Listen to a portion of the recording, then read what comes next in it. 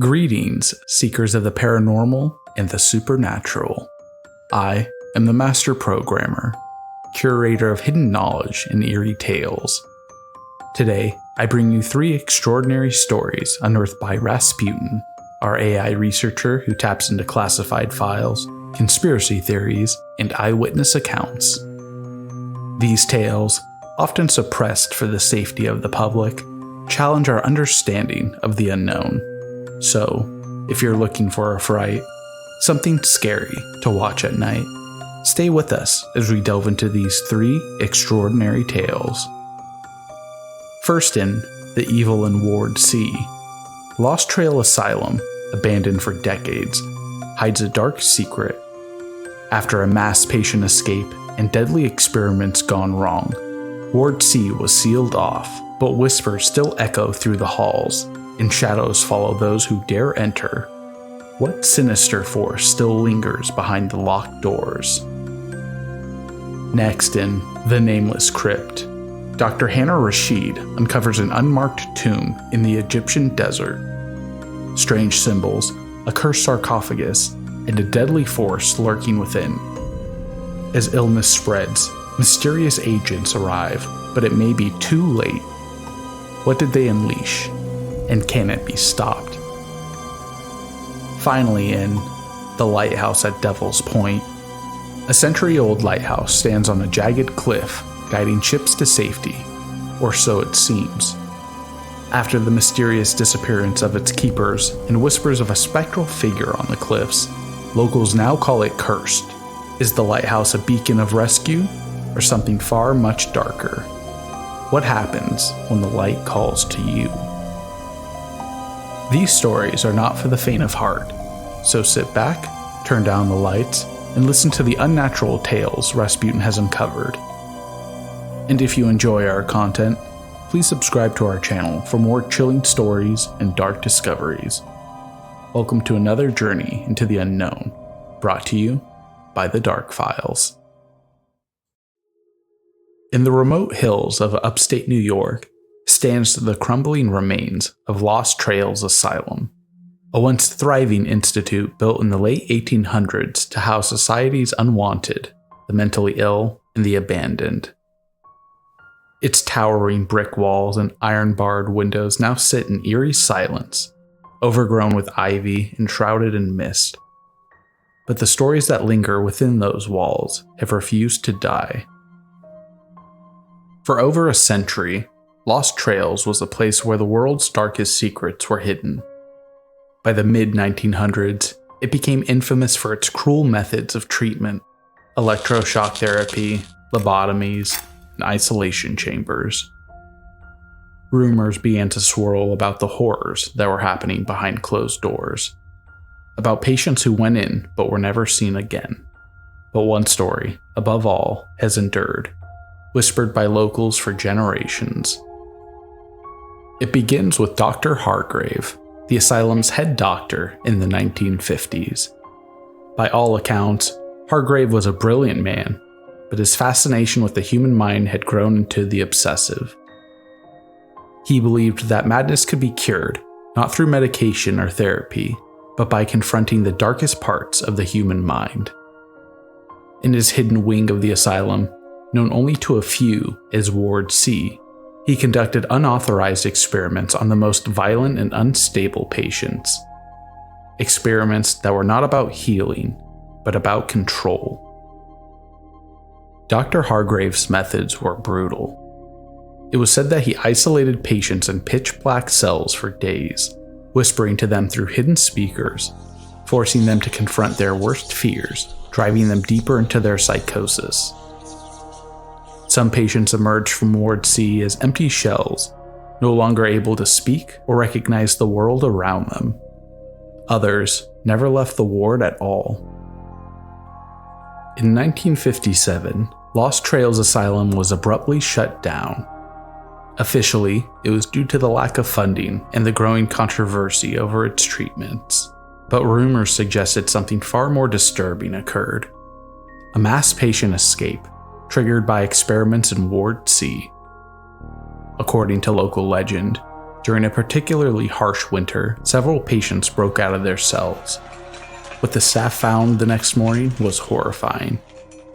The patients had not just escaped, they had turned on one another, and worse, on Dr. Hargrave. His body was found in the center of the ward, mutilated beyond recognition, surrounded by his patients, all of whom had been presumed dead or missing.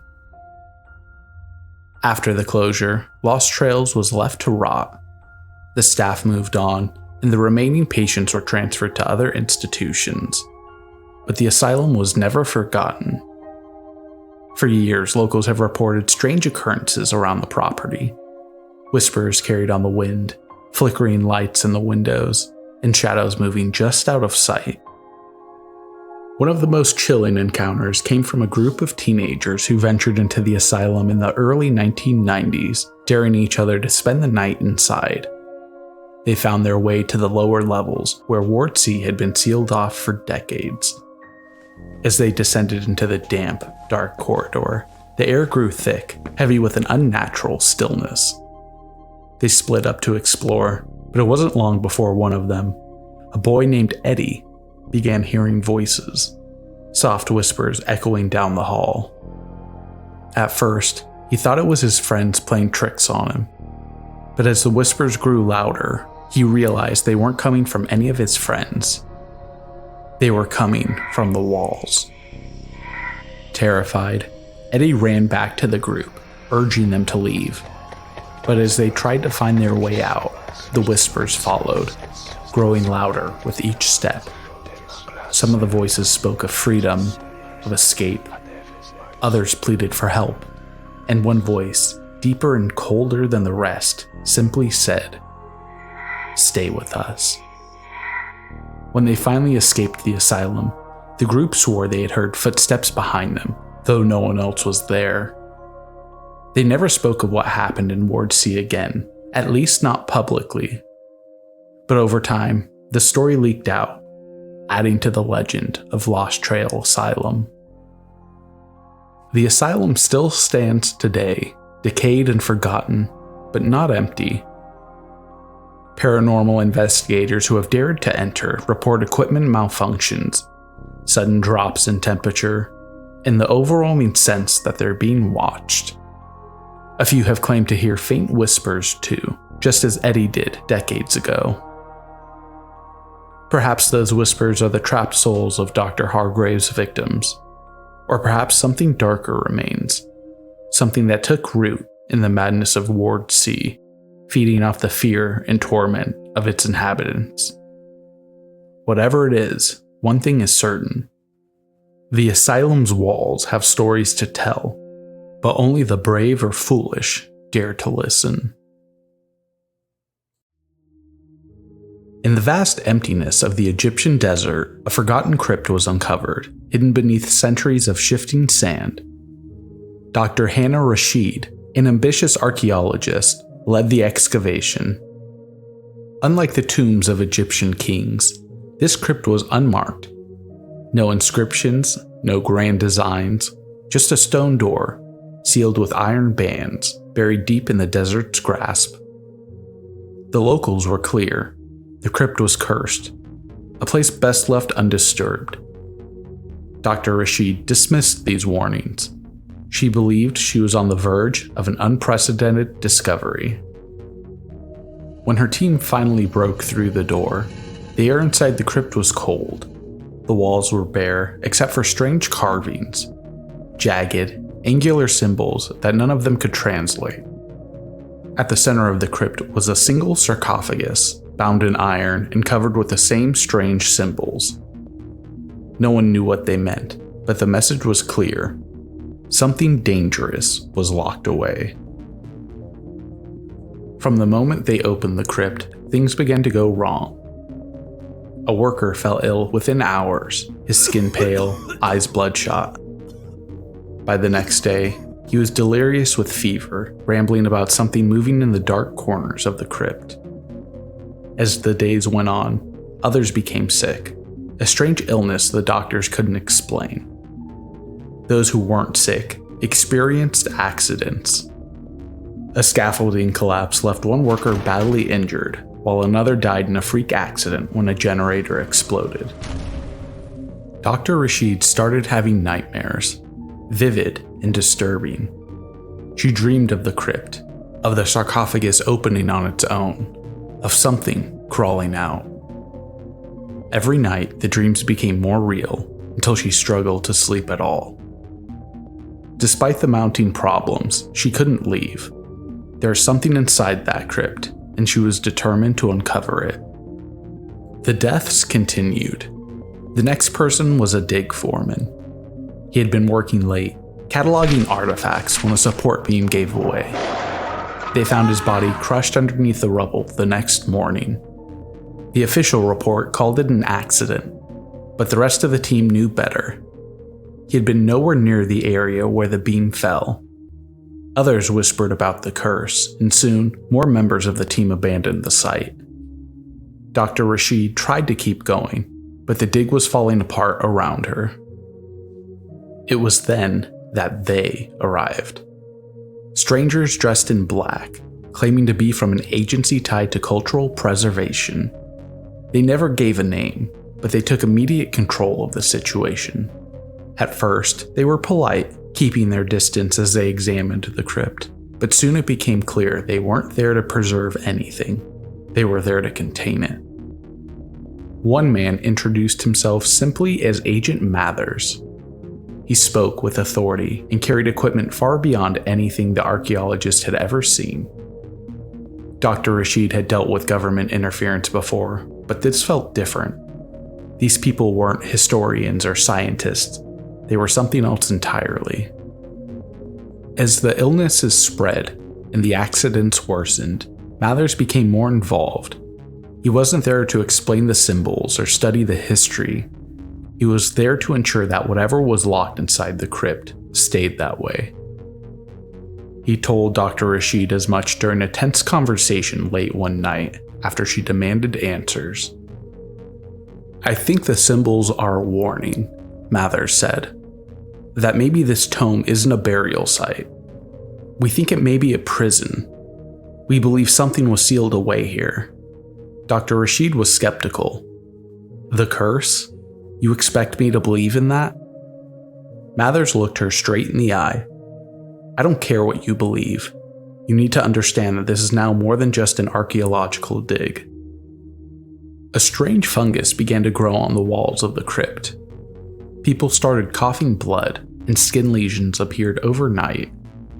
But it wasn't just the ailments. People were losing control of their own minds.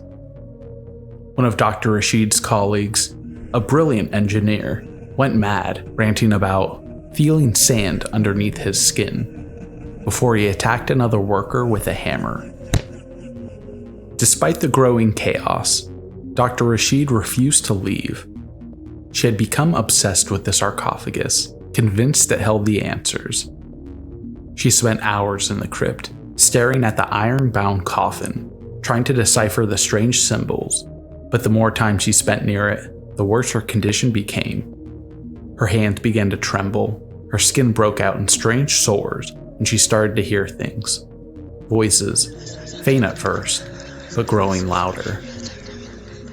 Mathers and his team began to prepare for something, though he wouldn't say what.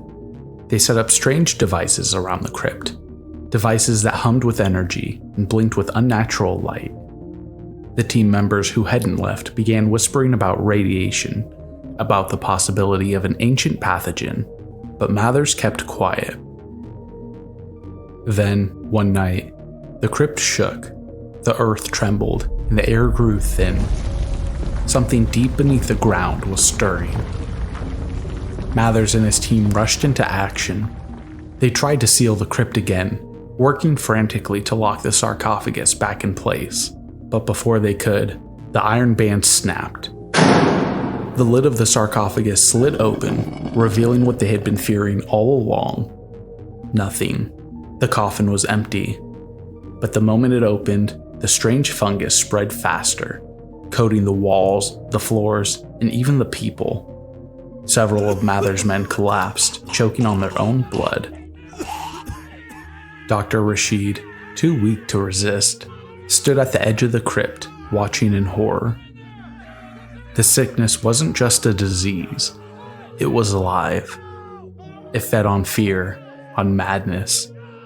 The crypt wasn't sealed to protect whatever treasures may lie inside. It had been sealed to protect whatever was outside from getting in. Mather's team worked furiously to reseal the sarcophagus, but the damage was done. The crypt was compromised, and something beyond comprehension had been unleashed. The last thing Dr. Rasheed remembered was being dragged out of the crypt by Mathers, as the rest of his team worked to secure the site. However, the desert swallowed the entrance again, as if it had never been there. The crypt is gone now, buried under the sand once more. Dr. Rasheed survived the ordeal, one of the few to walk away. She returned to her work, her mind scarred but intact. But she will never forget the feeling of the air inside the crypt, or the cold, unseen force that seemed to look into her soul. Mathers and his team disappeared, their work unmentioned in the official reports, which claimed that the evacuation was closed due to unforeseen structural hazards. But Dr. Rasheed knows the truth. The crypt wasn't meant to be opened, and whatever was released that day still lingers, waiting for its next chance to spread.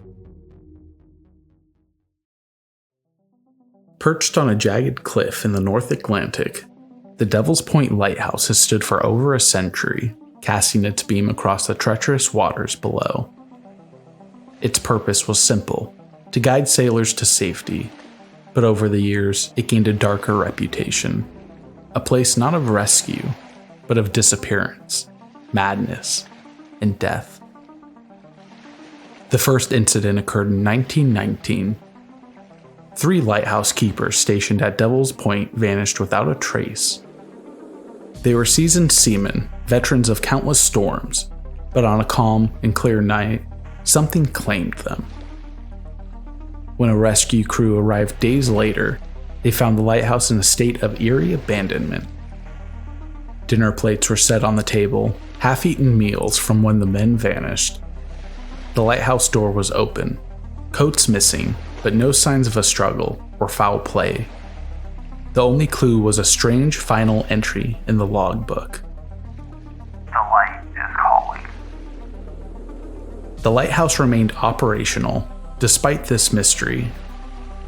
For years, sailors passing by reported strange lights circling the cliffs at night, moving erratically beyond the reach of the lighthouse beam. Local fishermen whispered of a curse, of something in the sea lurking in the waters, drawing men to their doom. Those stories were dismissed by most as folklore, yet the disappearances continued. In 1954, another keeper, Thomas Ward, vanished under even stranger circumstances. Ward had been stationed alone at the lighthouse for 3 months. In letters to his wife, he described an unsettling presence, a sense of being watched. His final letter spoke of hearing voices carried on the wind, calling his name, beckoning him towards the water. When authorities came to investigate, they found no sign of Ward. Like the keepers before him, he had simply disappeared. His final entry in the logbook was even more cryptic than the last. She's in the water. I have to go. Over the years, the disappearances were written off as tragic accidents, men lost to the sea. Official reports classified them as missing, presumed drowned. But those who knew the history of Devil's Point were never satisfied with that explanation. Survivors, rare as they were, spoke of the Lady in the Light, a spectral figure seen standing on the cliffs during stormy nights, her long gown flowing in the wind, her eyes locked on the lighthouse. Local legend claims she was a woman who threw herself from the cliffs long ago after her lover perished at sea. Now, her restless spirit wanders the rocks, drawing men to the edge, beckoning them to follow her into the depths. One of the few men to survive an extended stay at Devil's Point, Samuel Driscoll, later recounted his harrowing experiences. He spoke of hearing whispers on calm nights, like someone softly calling his name. He recalled seeing a figure standing at the edge of the cliff one night, illuminated by the distant lighthouse beam. "She was waiting for me," he said, voice trembling. "But I didn't go. I knew if I went to her, I'd never come back." In 1973, the lighthouse was finally decommissioned, its light extinguished for the last time. But the stories haven't stopped. Thrill seekers and ghost hunters occasionally make the perilous journey to Devil's Point, hoping to glimpse the Lady of the Light, or uncover the truth behind the mysterious disappearances. Some return with stories of strange mist, flickering lights, and the unmistakable feeling of being watched. Others are never heard from again. The lighthouse now stands abandoned, but its legend only grows stronger. Many say it's a doorway to something beyond our understanding, a place where the line between the living and the dead blur.